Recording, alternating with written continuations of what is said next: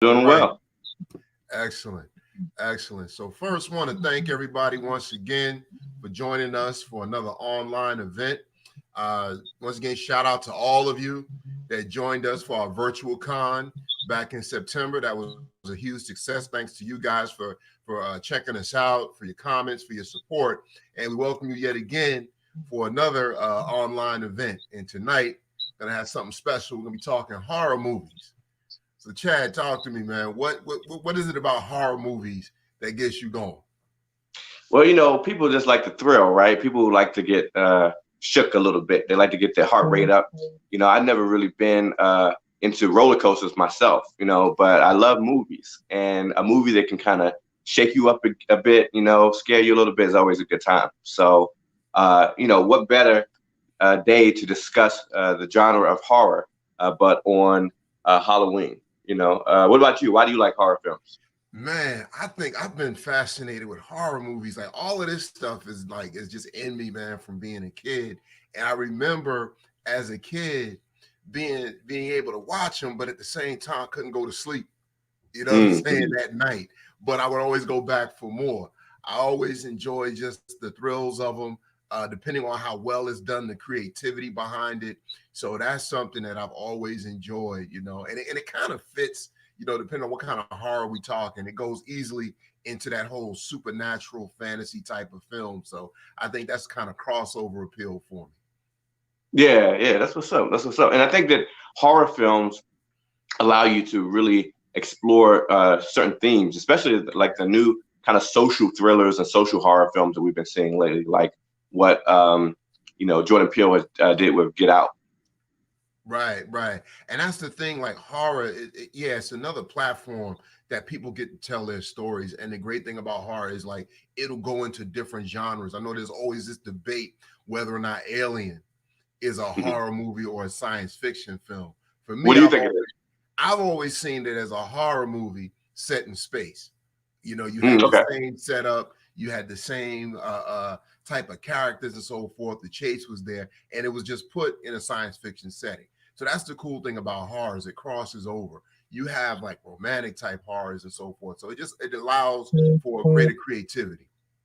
Yeah, and I guess it all is about perspective, right? Because if the friends of the alien was watching the same movie, he probably would think it's the Food Network, right? He's just watching his friends eat other, human beings. Right. So, so today we're actually going to have a little fun. We're going to be showing some videos, but we wanted to have a special screening of a film that I actually directed. It's actually my directorial debut, and I co-wrote it with a friend, Devin Nicky Thomas, who also produced the film.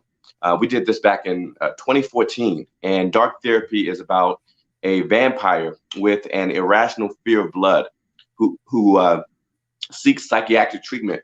And so, I'll talk a little bit more about the film after I show it to you all, but I did really well on the film festival circuit. We screened it, actually had the Hollywood premiere at the Chinese Theater in LA.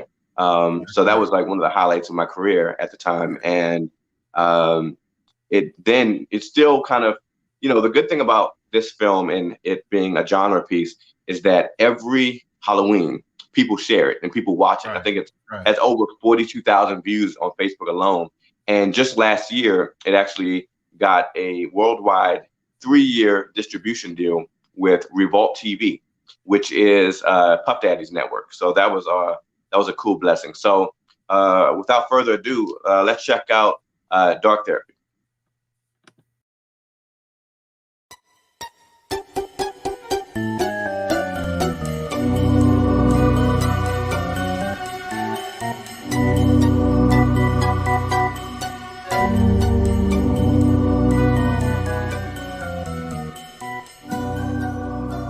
How long have you assumed this persona? Persona? I told you, I am a vampire. It's no persona. Why would you? I'm offended. I've been forthright with you. I am a vampire. A vampire? Yes. Absolutely. A vampire. Okay, well, I sincerely apologize for offending you. As a matter of fact, I went out of my way to try to make sure that you were comfortable. I taped on up the windows. Yes, the windows. I appreciate it. The sunlight's not good for my skin. I try to keep it smooth. Yes, I actually use Let's proactive. change gears a little bit, can we? Okay, I actually, based on our previous conversation, I was able to do some research for you, and it turns out you are hemophobic. Oh, no. I love the gays. No. Yes. No. A century ago, we'd be standing on the stake together. Hemophobia is the fear of blood. So let's talk a little bit more about this hemophobia. How long have you had this fear?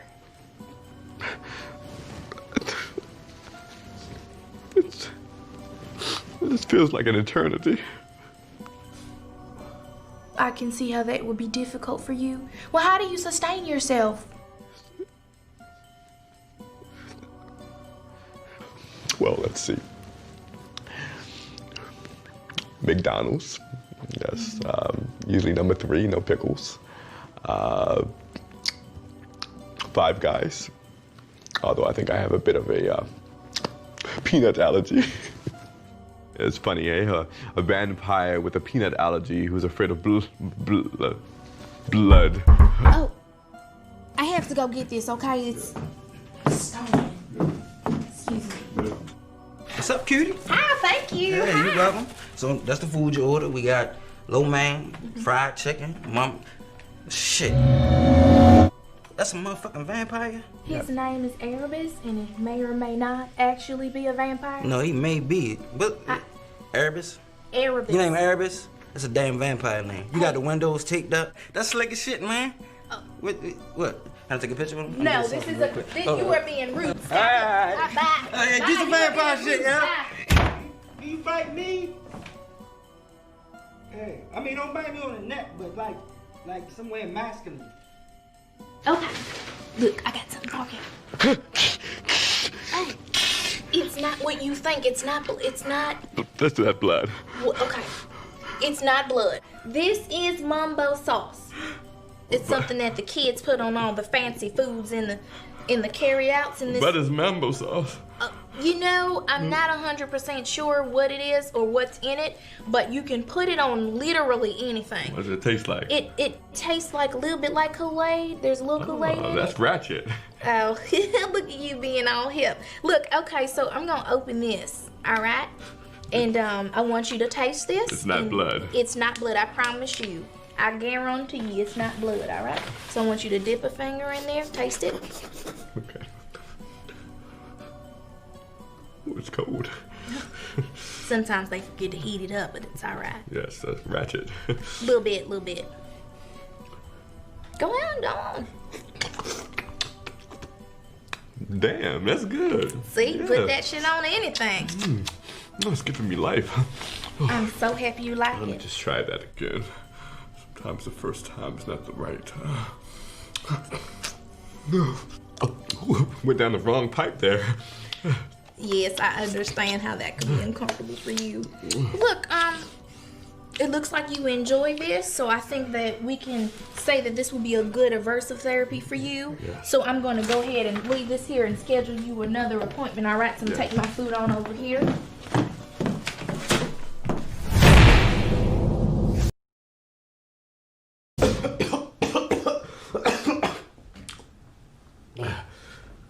Oh, shit.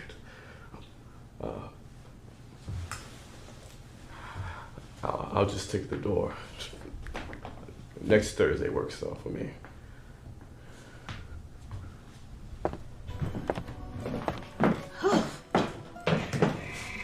Vampires. Oh, I'm gonna get my food now.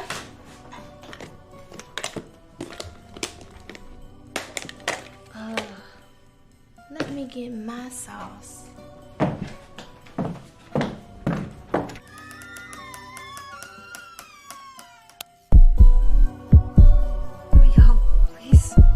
Please, I swear I won't tell anybody anything. I don't even know you. I don't even know. Please, not the knife. No! No! No! No! Hey, come back! I can hear you.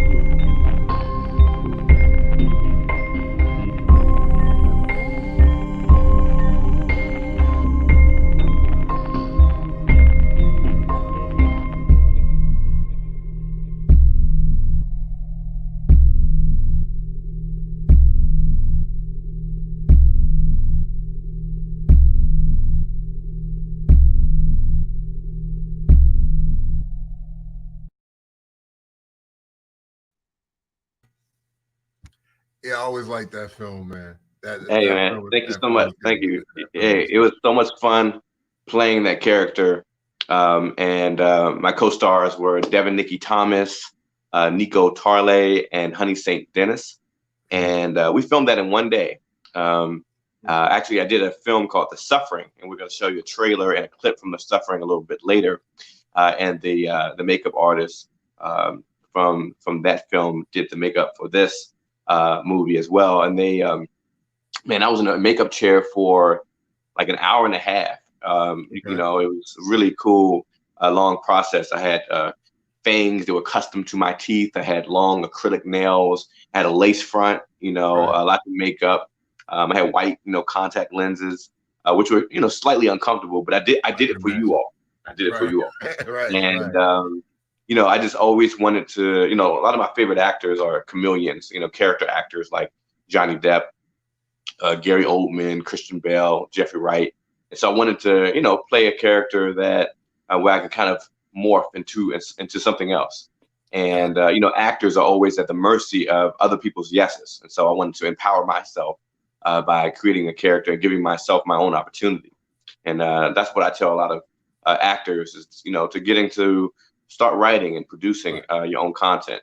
But yeah, man, what did you like about Dark Therapy? So for me, it was weird because you had this comedic element, and then by the end, it went real grim, you know, and that was the twist. You know, you had this like I said, this comedic plot line, and all of a sudden at the last minute, it's like the rug gets pulled from under you, and you see who like the real monster is, and it's not who you expect. So yeah, you know, it's really that whole idea that like you can't judge a book by its cover, right? Like the scary looking person or creature, depending on what you think, is actually harmless because he has a fear of blood.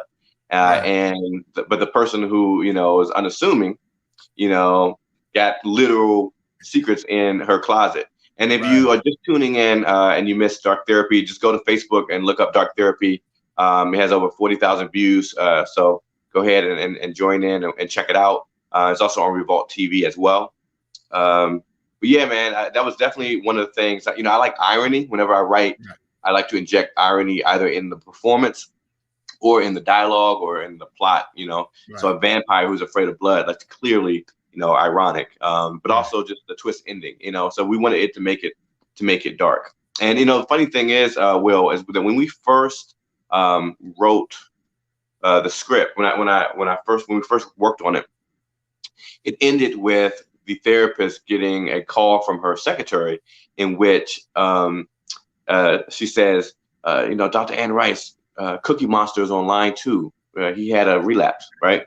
Because I wanted it to end like on a funny note, but Devin, Nikki Thomas had the great idea of actually kind of turning it all around and making it even darker. So I thought that was a great idea.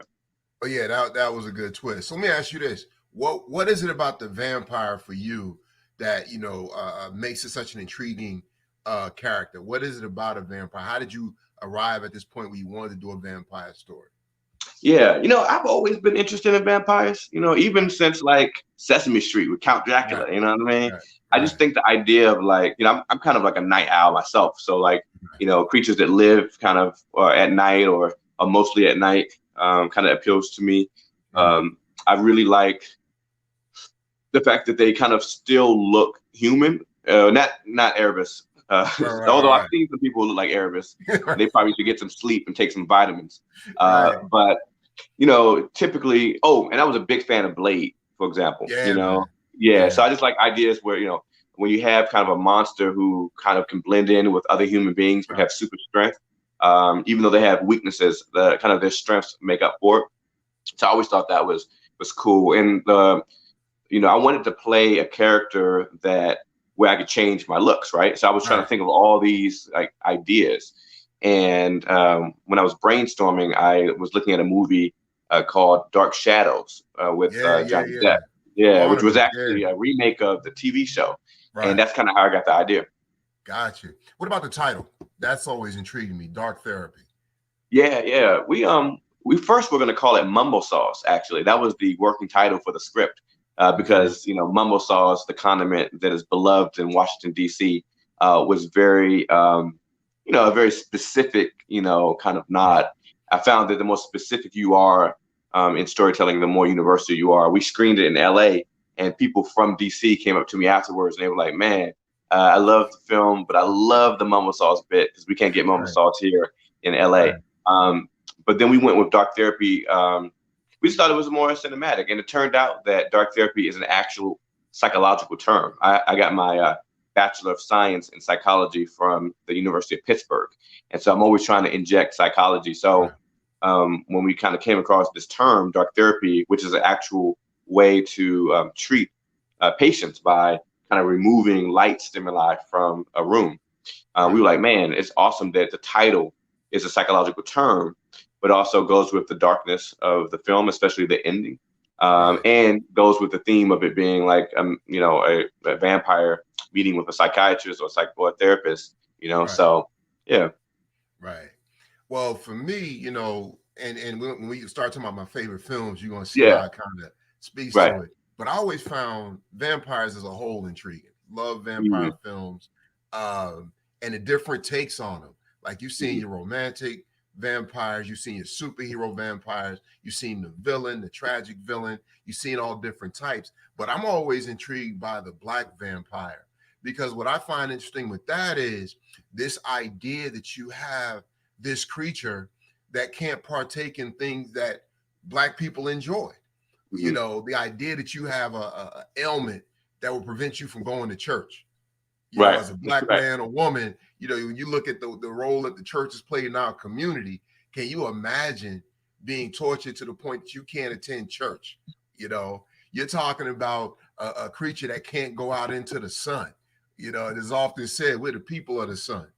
So if you're from down south and you get bit by a vampire, you're in trouble. No church on Sunday and you're not going outside. So that has always intrigued me about just black vampires.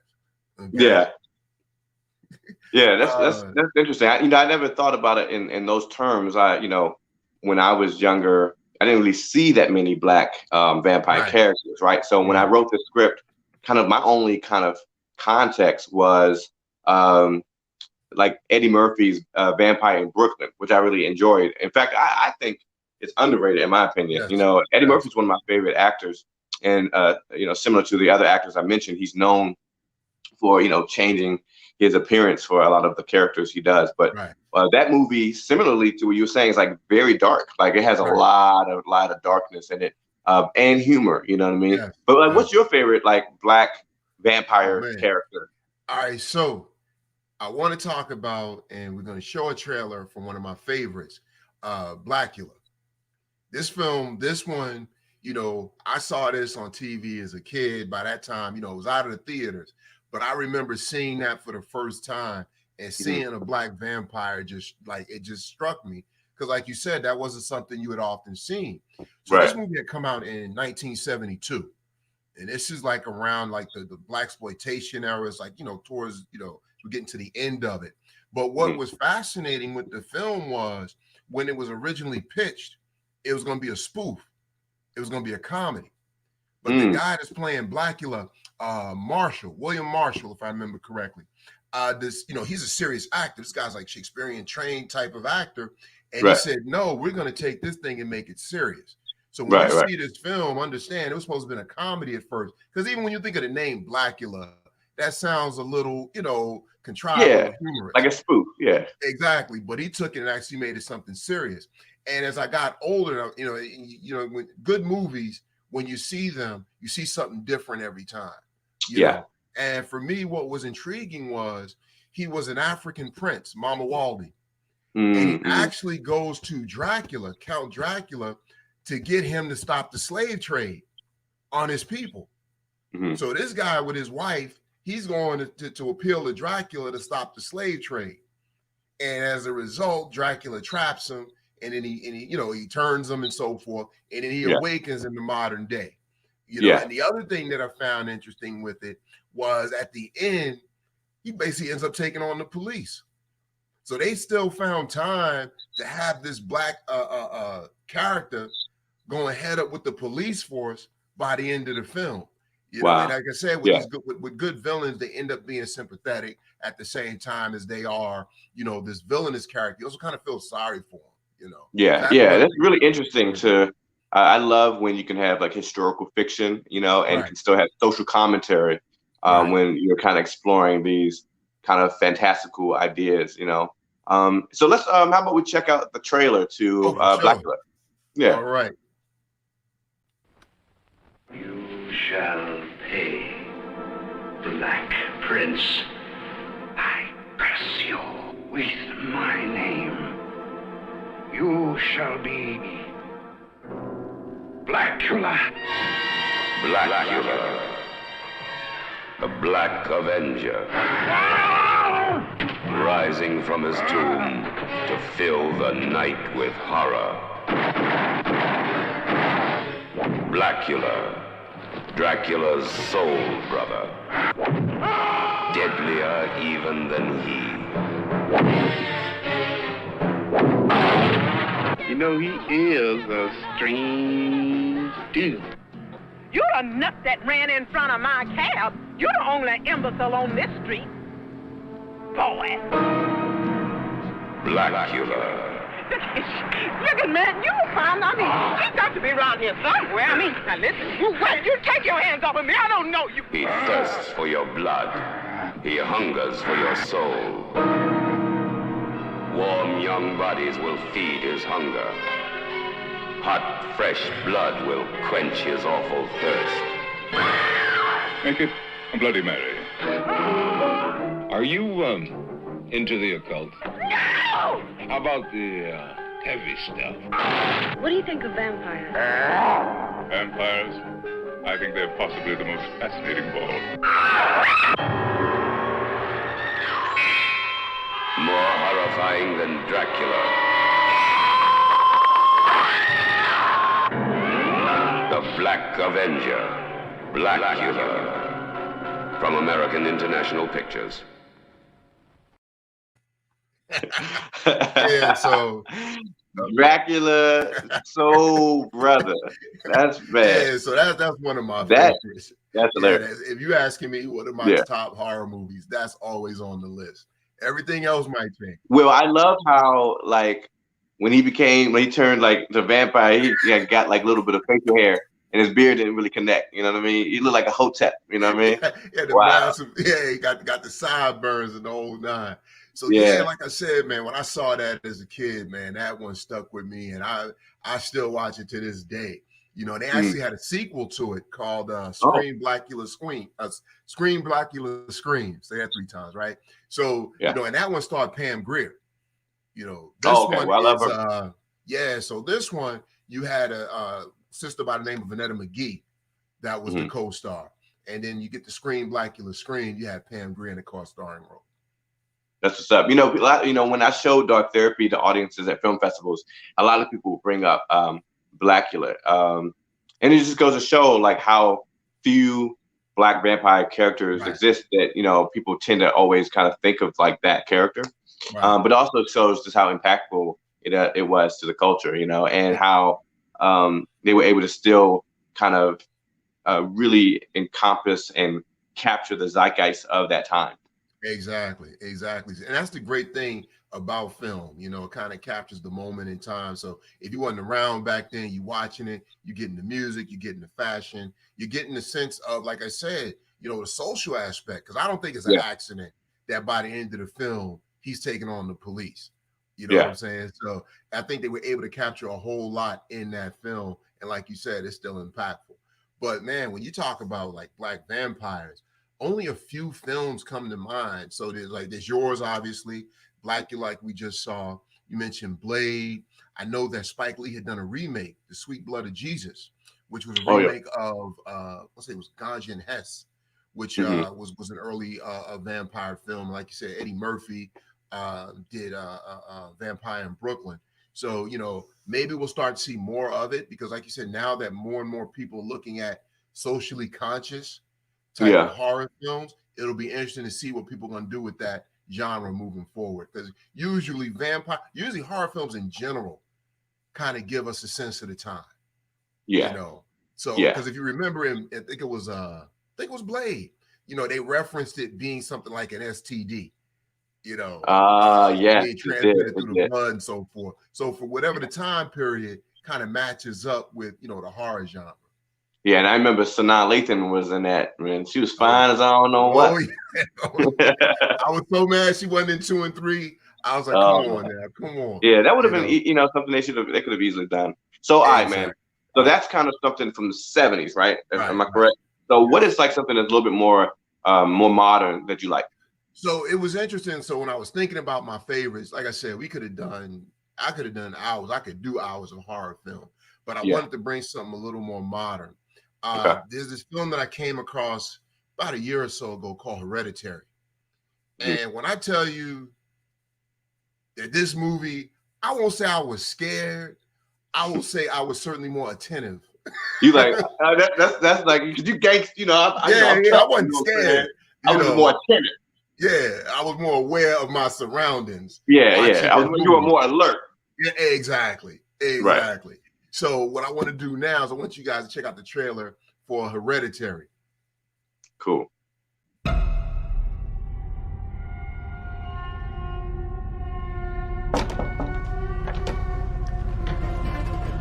Come on, Peter. It's your suit.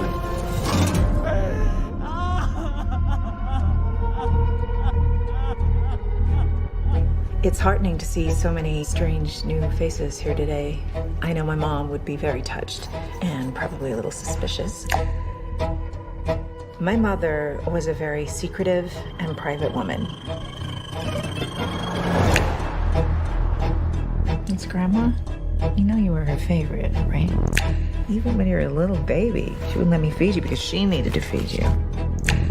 She was a very difficult woman, which maybe explains me. I recognize you from your mother. What?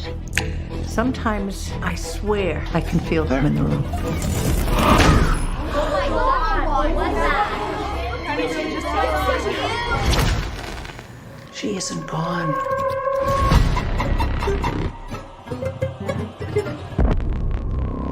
She had private rituals, private friends.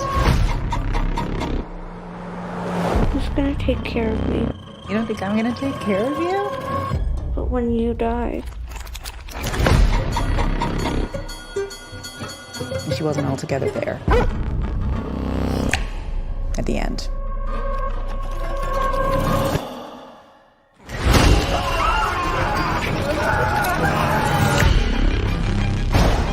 I don't like this. Dad, I don't like this. What's happening? Peter! Don't you ever raise your voice at me! I am your mother! Wait, Mom, what's happening? Make it stop! Make it stop! I just don't want to put any more stress on my family.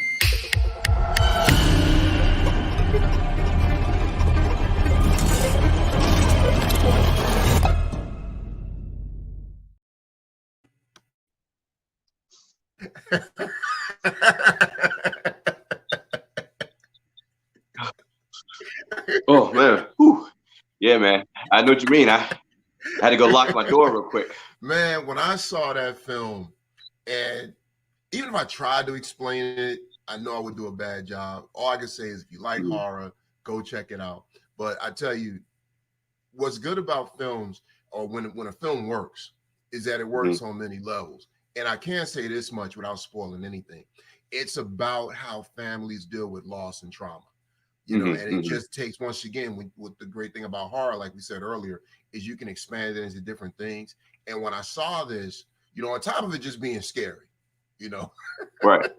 Yeah, look, I got scary tears coming out my eye. On top of it being scary, it also had this psychological element where it talked about loss and how families deal with it or don't, you know. So as you were talking about earlier with dark therapy and so what being a real term, you know, this one too deals with actual things that people are going through. And I think that it makes it a lot, you know, that much more realer to people that are watching. So that's one. Yeah, you know, I like movies that deal with the theme of grief. We talked about it on the Griot virtual kickoff of my film Rumination, which explored grief, but more from a sci-fi perspective. You know, one of my favorite kind of thrillers is a movie called Stir of Echoes. Do you remember that? Yes. With Kevin Bacon. Right? Yeah, Kevin Bacon. Yeah, and that kind of also dealt with grief. Yeah, man. That movie was Hereditary was a critical and commercial success. In fact, they made that movie on a $10 million budget, which is really small for Hollywood standards. But it made over $80 million. So, like for, a $10 million budget and make over 80 million, like that's a win. Yeah, I tell you, it ain't for the faint of heart. I can tell you that. So the thing was, we're talking about what our favorite films. Like I said, I could go on, and I didn't just want to talk about like the standards, like The Exorcist. That's classic. You know what I'm saying? But it's coming from that same time period of the 70s. So I wanted to bring it up and bring a little forward. And what's really interesting with the Exorcist film in the 1970s, there was another film that had come out called Abby, and it was about a black woman who was possessed. Okay. And the movie was on its way to be a successful film, but the makers of The Exorcist got it pulled from the theaters because they said it was too close to their film. It really wasn't it being about possession, but you had this all-black cast. And once again, William Marshall from Blackula was actually in that movie. And it was about a young woman that was possessed. And like I said, it was going on to be this financially successful film. And the makers of The Exorcist actually had it pulled from the theaters because they felt like it was too close to their own. So when we talk about, I'm always looking for my face, my space in these genres. Black folk have a serious footprint in horror films. Yeah. Man, I mean, last night, I feel like the 70s, back to to Blackula, like the 70s, the 80s, there was a lot of really good stuff back then. It's like very nostalgic now. Like last night I was looking at Halloween, the first joint. That's with Jamie Lee Curtis, right? Yes. And like that was like the whole Mike Myers thing. Right. And but some of it's kind of funny too when you look at it again, because it like just because it's kind of dated. And I kept wondering, like, Mike Myers would be standing there looking all stoic, and then you look away and he's not there anymore. I always wondered, like, does he like run off or scurry away? We just never see it. Wouldn't that be funny if we saw how he got away so quickly? And then I was looking at Child's Play. Okay, with Chucky, and that's that's pretty dark too. You know what I mean? Not that last one. Not that last one. I didn't see the last one. That's the most recent one, right? Yeah. Okay. You're good. Yeah. And I watched Hocus Pocus again today. Now I know that's a kids type movie.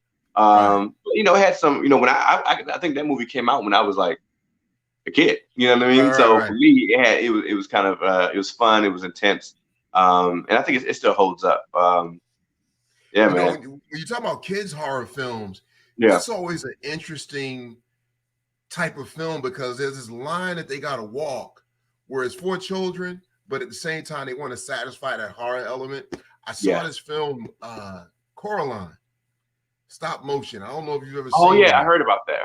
Man, I don't know like who greenlit the film as a kid's film. Yeah. But I mean, you talking about these creatures, these people, these fake people with button eyes, and this little girl running around, and all these people got missing eyeballs and all this. Like that one did a great job of walking the line between horror and a children's film. Did Tim Burton do that film? I have to go back and check because I know it certainly looked like his type of film. Style. I'm not sure. I'd have to look that up. But I liked The Nightmare Before Christmas. That was my joint. You know what I mean? So let me ask you this. Is that a Halloween movie or a Christmas movie? For centuries, scholars and people have really questioned this. People really kind of dig deep, and there's a lot of research that's been done about this particular question. I would say that it's I don't know, man. It's both. Okay. Yeah, it's both. I kind of feel like, I don't know, man. What you think? Oh wow, that is a good one. I I've always leaned towards it being a Halloween film Uh-huh. simply because of the main character. Okay. You know, that's what always struck me, and I said, well, I guess that would put it in a Halloween type of film. Yeah, that's interesting. Anyone who's watching, type in the comment section and tell us what you think. Do you think Nightmare Before Christmas is a Halloween movie or a Christmas movie? And you remember when they were like had all those trees, and each tree I think was like a portal into the different worlds. Yes. I would have loved to see what like Thanksgiving world looks like, you know what I mean? Exactly. Or like Valentine's Day world, like everybody just in love, and I feel like it's probably one person who has nobody who loves them, you know? Right. So, all right, so we talked about the children's film, we talked about the vampire film. What about your slasher movie? You mentioned Halloween earlier, but what do you think about slasher type films? Are you into those? Yeah, I mean, those are like really known for like kind of jumping and a lot of jump scares, you know what I mean? And so, those are good for when you want to go on a date, you know what I mean? Go to the movies, have somebody, but whenever I used to go on dates to see like horror movies, especially slasher movies, if I had the feeling that something was about to happen, like the music was like crescendoing and I feel like it was about to get scary, I would actually kind of like close my eyes first so that I wouldn't get startled, and then when she gets started, I'm like, oh, I got you, babe. You know what I'm saying? But no, I'm not really though into kind of gory films. I tend to prefer, like psychological thrillers, movies that inject social commentary. Movies that are kind of gory and things like, like Body was a body gore. I think when I was a kid, I saw the movie The Fly, and I was like, oh snap, like. So somebody, I didn't mean to cut you off, but somebody chimed in and said it's a Halloween movie. You said what? It's a Halloween movie? Lisa said it's a Halloween movie. So yeah. Okay. Yeah. I mean, like you said, the protagonist is straight up from the Halloween world. You know what I mean? Right. Yeah. But what do you think about slasher movies? How do you feel? Well, for one, like when you talk about like, Psycho, being like the mother, I would say, if not the mother, certainly like like the great grandmother, the godmother of horror movies. I think Psycho really set the stage, and what was cool about that was what you didn't see. Yeah. Another thing, if you're a really good horror filmmaker, you don't always have to go for the gore. Like that shower scene is iconic, and they said at the time that people swore they saw a whole lot more than what they actually saw. I mean, you see the knife getting raised up, and she's doing the screaming, and you see the blood going down the drain. So I mean, because it's the implication, you know what I mean, and the imagination of the audience. Hitchcock was known for being able to allude to things without really having to show it, but being able to build tension nonetheless. Exactly. Yeah. So we got folks chiming in. I want to shout out Lisa, who hit us off with that. It's a Halloween movie. So we certainly appreciate her chiming in. And speaking of chiming in, if you're watching us on YouTube, make sure you hit the like button. If you're watching us on Facebook, just sign up so you can see more of these things we do. And also, please go to griotcon.com if you just want to donate, because as you well know, Chad and I, Mr. Duke Productions and Afrofuturism Network have come together to put together a convention and a film festival. Okay, so we held a virtual one back in September. Once again, thanks for the support on that. But if all things go well and we're not still living in a horror movie, we will actually have a live convention and film festival next year in Silver Spring, Maryland. Yes. And shout out to my aunt. Aunt Tracy is in the house. She said that she believes that is a Halloween film as well regarding The Nightmare Before Christmas. And she also said that imagination and the fear of the unknown is, what really gets her going. Speaking of the fear of the unknown, what are your feelings about like haunted house movies and, things like that? Because what I want to show people next, after you answer this question is the trailer to the movie The Suffering by director Rob Hamilton, who's a LA-based filmmaker and actually had a supporting role in that film. And that's kind of a haunted house film. But what are your thoughts on that genre? The thing that always gets me about the haunted house, because the old trope, like it ain't gonna be no black folk in a haunted house more than a night, Right. Because the thing that always gives me, because like I said, I'm always thinking about black folk, right? I'm always talking about black folk. The thing that gets me is, I think that if we're faced with that situation, I think we would do the reverse of what you usually see in films. Because usually in a movie, when they end up in a haunted house, they go for the scientific explanation first. Yeah. You know, they first try to get somebody to come in, usually come in with a tape recorder and a giant headset and a microphone trying to pick stuff up. Then when that doesn't work out, then they bring in the priest. I think black folks, they always stay there. You know, Eddie Murphy had that joke where he was like, if black people came into a house and it was haunted, they'd be like, "Ooh, wow, it looks really nice in here. Get out!" All right, y'all, I'm out of here. Exactly. Exactly. You know? So I think there is something to be said about the cultural aspect of it. But I also think if we were stuck in that situation, I think we go the spiritual route first. I think the first thing we do, if we hear some noises in the house, we call in grandma, we call in the reverend, we call in auntie. Somebody gonna show up with some holy water and a Bible before we start worrying about whether or not it's science or whether it's bad plumbing. We gonna bless the house first. Then we calling in the scientists. But yeah, man, haunted house movies are cool because this idea of being trapped and isolated. Because most of the time, you know, when you talk about a haunted house film, they usually set somewhere off in the suburbs or rural community. You know what I'm saying? Very rarely do you have it in the city. It happens, but most of the time you're kind of isolated and you're kind of locked in. You know, so you have that claustrophobic feel to the house. You know, so those are the things that always appeal to me with that. You know, so yeah, man, let's check out your film, man. Let's check it out. Yeah, this is the trailer to The Suffering, as well as a look at a clip from the film. Excellent.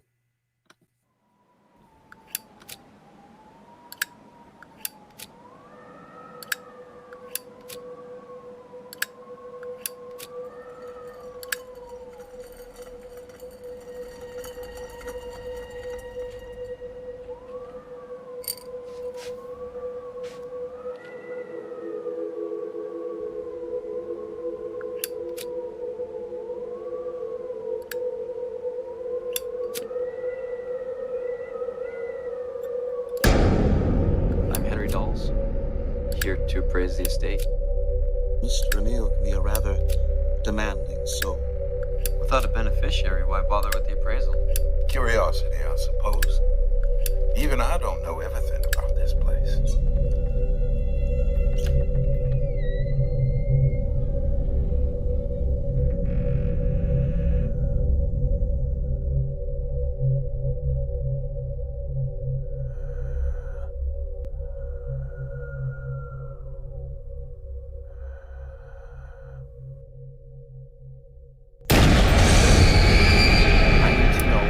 Going on right now. They are depraved creatures caught between worlds. You tell me you don't feel something evil. Mr. Dawes, I have felt evil many times, but never in this place. I don't know what's happening here. You sound tired.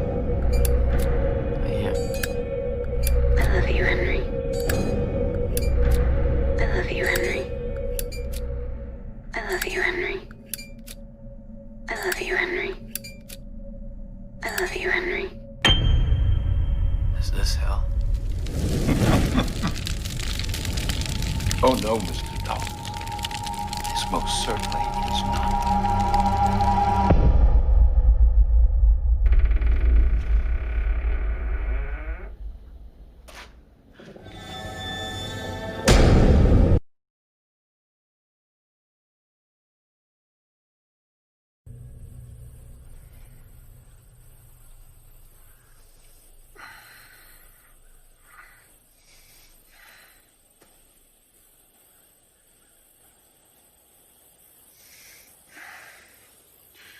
What are you doing? Don't move. Please. Don't move. What are you doing? I know you. You've been here before. I don't know what you're talking about. They didn't follow you here. You led them to me. You're one of them. One of who? The general. That's in the script. They're here.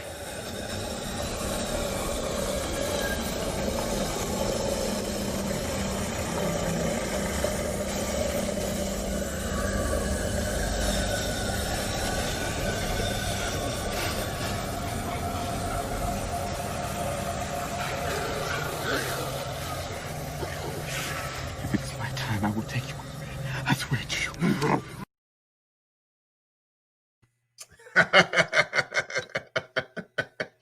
Yeah, man. Hey, man, it was so much fun during that film. You know, it's funny. A lot of times when people see that movie and they find out that I'm in it, they'll say, you know, was it scary being in the movie itself? You know, like as being an actor in a scary movie, scary, and it probably depends on the experience. But in this particular case, it wasn't scary. It was just exhausting. I had to do a lot of running, you know, over and over again. I'm not the most athletic person, so I was like, whew, whew, all this running, kind of y'all ain't So the paying me sweat enough, was you know. real. But yeah, that was real sweat. You know what I mean? But yeah, man, that was a really cool film to do, and the trailer actually has over 6 million views on YouTube. So yeah, it's a pretty popular film. Awesome. And you know, it's funny when you talked about like the haunted house type of a film. The first black horror film, the first all black horror film, was actually a haunted house film. This is 1940. You know, wow. It's called Son of Ngaji. I hope I pronounced that correctly. Okay. But yeah, it goes all the way back to 1940. And this was Hey, the Will, first scoot time. over a little bit. Your face getting cut off. Oh, I got you. Yeah. All right. Thought someone was trying to get me. Yeah, I was like, oh man, he's about to get sucked up. Yeah, so this is 1940. So this is the first time you had an all-black cast in a horror film, Son of Ngaji. You know, and basically it's like this woman inherits this home, you know, this massive home, and there's this creature that lives in it. And then the film goes from there. So, you know, what I like what you're doing and so many other young filmmakers are doing and what newer films are doing is they're carrying on that legacy of black horror, you know, because like I said, we deserve our face in all spaces. We talk about creativity. And for a very long time, you know, black horror was few and far between, or we was in it. We was like, you know, first one killed, you know, barely a spoken word in the movie kind of a thing. So to see us in that space behind the camera and in front of it, continuing that legacy, that's always exciting to see.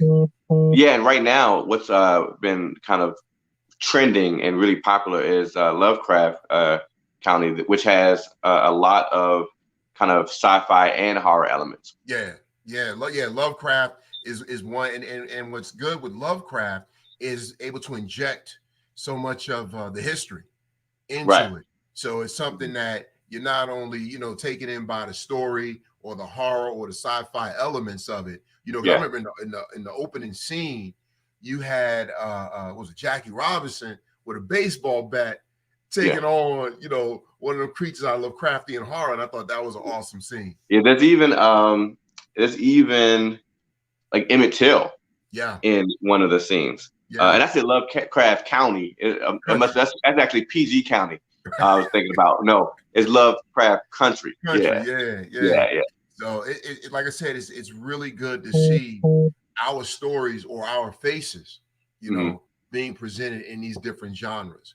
Because like I said, you know, there's some great stories out there. One of my favorite writers, she's no longer with us, is a woman by the name of L.A. Banks. And she has an excellent series called the Vampire Huntress series, where it's about the spoken word hip hop artist who's also a vampire hunter. And this book runs on for several volumes, and it takes on so many different shapes and forms. And she's able to embrace and recognize so many different belief systems. And also she incorporates current events into her storylines. So like I said, that was a fantastic series. She also did a werewolf series, and she was working on a series dealing with angels and demons, but unfortunately she passed before that was completed. So just to see them in all these different spaces is a great thing. You know, I played a vampire, and anyone who tuned in at the beginning of the show saw Dark Therapy, but you might not know that I also played a werewolf. Speaking of werewolves, I played a werewolf with alopecia in a comedy called An Accidental Zombie Named Ted, written and directed by Ann Wells. So check that out. And I see that a friend of mine and fellow filmmaker, Cadell Cook, he joined us and he asked us, you know, what we think about the Night of the Living Dead. And Will, I remember when we had a screening of Dark Therapy at the Sankofa bookstore in DC, you spoke about Night of the Living Dead, the racial politics of it, and also how that kind of was one of the inspirations behind Get Out as well. Tell us a little bit about that. So when you look at that film, that's George Romero's piece, and he's like, you know, the father of the zombie film, you know. And I don't even know, because according to some of the interviews that I've read with him, I don't even know how aware he was in terms of the politics. You had a black man that was a leading male. He was a leading character in this film. He's the hero of the film. You know, he's the one that's keeping the house organized in the midst of all this chaos and so forth with this zombie apocalypse that's occurring, you know, and he's the caretaker, the leader. He's the one that's figuring these things out. And what's really interesting, I think, when you talk about the politics of it, is the way that it ends. And I hope I'm not spoiling this for anyone that hasn't seen it. If you haven't seen it, just click off for a minute. Don't go anywhere. Come back. But I just want to talk about the ending of it, because he actually survives. He's the last person in the house to survive. But the way it ends is, it's like the next day, and he peeks out the window, and you have this group of white men that are basically out there just shooting zombies at random. So when he goes to check out the window, they shoot him, thinking he's a zombie, and they end up burning his body. And the film ends with these pictures of bodies being burned, and this is a black and white film. So it kind of invokes these images that we've seen, these horrific images, real world images that we've seen of black lynchings. So you had this black man who survived, who basically the whole film was trying to save everyone, you know, and they're fighting amongst themselves and so forth. He goes on to make it, only to be shot down by this group of white men, you know, and it really looks like those lynch mobs of the past, to have his body burned at the end as the credits are rolling. So that's what touched on the nerve of a lot of people. Yeah, the ending is what brought it home, Cadell said. And, you know, it reminds me of what the alternate ending was to Get Out, in which at the very ending, you know, you had police show up, and he actually goes to jail because he just killed a whole house of white people. But he, you know, in this case, Jordan Peele went with a ending that was a little bit more satisfactory. Thank you. For people. Yeah. I don't know if I could have handled that ending. I don't know, because unfortunately, you know, the other thing about horror is that it speaks to real world situations. And sometimes you do want to escape. Sometimes you do want to kind of get away from what you know, because we all know, at least, you know, because when I saw the movie and it ended, as it got towards the end, I thought he was going to get arrested until his friend shows up, you know, from the TSA. I thought he was going to get arrested. So because that's what we expect, because that's how we feel, that's what we know. So for him to take it and turn it to a brighter ending was something that I think was very rewarding, and it, you know, for the audience, and it helped me, because I needed some real therapy had he ended with that original ending. It was awesome seeing like white people in the audience yell "Get out!" you know, with a black protagonist. You know what I mean? It just goes to show that we can come together. You know, when you have you know, a really good story. And you can empathize with the protagonist. So, so Will, go ahead. Now, I just wanted to say that, you know, people talk about the social horror piece. I also want to recognize Tales from the Hood, because to me, that was socially conscious horror before it had a title. You know, that's one. They have some. They got a Tales from the Hood 2 and 3. I don't know. It's a matter of taste, but certainly that first one was great, and I love the consciousness that was injected into that film. Yeah, that's a good one. That's a good one. Well, man, we have 3 more minutes, and so I wanted us to just, if you have any closing remarks. Also, Will, how can people find out more about Afrofuturism Network? You know, tell us. Yeah, so once again, Afrofuturism Network, Afrofuturismnet.com is my website. You can also find me on social media under the name Afrofuturism Network or William Jones, whether it be Facebook, Twitter, LinkedIn, Instagram, all of that, Afrofuturism Network. And like I said many times before, this is a space where I'm trying to uplift, bring together that Black creative community, give them a space, give them a hub where they can share their work, share their experiences. You go on the website, you'll see work from other artists. Okay, and we're always looking for new samples to show. I speak on the subject of whether it be film, television, or whatever the case might be. So you can reach out to me for speaking engagements. And also, lastly, shameless plug, and try to move out the way, ex-con, Voodoo Priest, Goddess, and the African King. Once again, I can't tell you how appreciative I am of all you folks that are buying copies. I'm still getting emails and responses about that book. And what about you, Chad? How can folks find you? Yeah, so on Instagram, follow me at I am Chad Eric Smith. On Twitter at Chad Eric Smith, as well as on Facebook and LinkedIn. My production company is Mr. Duke Productions. Paying homage to my childhood dogs, Mr. and Duke. And if you go to MrDukeProductions.com, you can learn kind of all about me and kind of check out the portfolio of work that my production company has done over the years. We do a lot of genre bending films, whether it be Dark Therapy, which you all saw, and my film Rumination. We have a film called Fatherless, and that I star in and co-produce with William M. Crouch as the writer-director. We have a new series coming out called The Introvert Life that I was the associate producer of and directed.